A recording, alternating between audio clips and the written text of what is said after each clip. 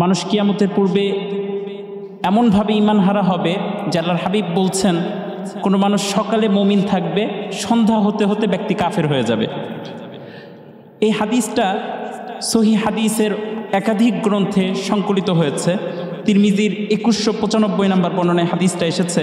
হযরত আবু হুরায়রা রাদিয়াল্লাহু তাআলা আনহু থেকে বর্ণিত। তিনি বলেন যে আন্না রাসূলুল্লাহ সাল্লাল্লাহু আলাইহি ওয়াসাল্লাম, আল্লাহ নবী বিশ্বনবী মুহাম্মদুর রাসূলুল্লাহ সাল্লাল্লাহু আলাইহি ওয়াসাল্লাম বললেন যে বাদিরু বিল আ'মালি ফিতানান কাকিতাইল লাইলিল মুজলিম, তোমরা তোমাদের আমলগুলো করার ক্ষেত্রে অগ্রগামী হয়ে যাও, প্রতিযোগিতা করো, খুব দ্রুত তোমরা তোমাদের নেক আমলগুলোকে গুছিয়ে নাও।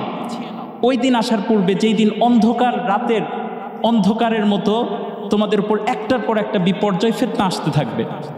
আল্লাহর হাবিবের পরে বলছেন ইউসবিহুর রাজুলু মুমিনান ওয়া ইউমসি কাফিরান, বিপদটা এমন হবে যে কোনো একজন ব্যক্তি সকালে যখন বাড়ি থেকে বের হয়েছে তখন মুমিন ছিল, ওয়া ইউমসি কাফিরান, সন্ধ্যা হতে হতে ব্যক্তি তার ঈমানটাকে হারিয়ে ফেলবে। এরপরে আল্লাহর হাবিব বলছেন ওয়া ইউমসি মুমিনান, ব্যক্তি সন্ধ্যায় যখন ঘর থেকে বের হয়েছে বা গৃহে প্রবেশ করেছে তখন ব্যক্তি মুমিন থাকবে। ওয়ায়ুসবিহু কাফিরান, ব্যক্তি সকালকে এমন অবস্থায় যাপন করবে যে ব্যক্তি তার ঈমানটাকে হারিয়ে ফেলেছে।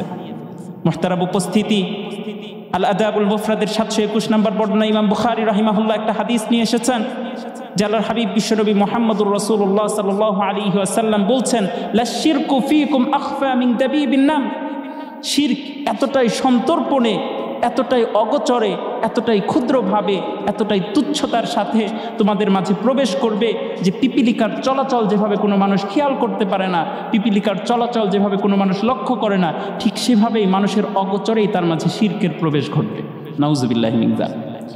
আজকের দিনে সবচাইতে বড় চ্যালেঞ্জ হচ্ছে ঈমানের উপর অটল অবিচল থাকা। আজকের দিনে এসে সবচাইতে বড় চ্যালেঞ্জ এবং সবচাইতে বড় কষ্টকর কাজ হচ্ছে ঈমানের বলে বলিয়ান থাকা। যেন রাসূলুল্লাহ সাল্লাল্লাহু আলাইহি ওয়াসাল্লামের ওই হাদিসই প্রকাশিত হচ্ছে যে আল্লাহর হাবিব বললেন লা ইয়াতি আলান নাসি জামানুন আস-সাবিরু ফীহি আলা দীনিহি কাল কাবিদি আলাল জাম, বিশ্বনবী বললেন অচিরেই এমন একটা সময় আসবে যখন মানুষের নিকট জ্বলন্ত অঙ্গার রাখাটা, জ্বলন্ত আগুনের কয়লা হাতে রাখা সহজ হবে, তবে ঈমানের উপর অটল অবিচল থাকাটা তার চাইতেও বড় কঠিন হয়ে যাবে। মুহতারাম উপস্থিতি, 21 শতাব্দীর সবচাইতে বড় ঈমান বিধ্বংসী ফিতনার নাম হচ্ছে আধুনিকতাবাদী ইসলাম। চিন্তা চেতনায় আধুনিকতাকে লালনকারী। মুহতারাম উপস্থিতি, এদের পরিচয় যদি আমরা একটু তুলে ধরতে চাই, এদের চিন্তা চেতনাটা নাকে যদি আমরা একটু আপনাদের সামনে মেলে ধরতে চাই, তাহলে একটু আমরা সংজ্ঞার দিকে যাব।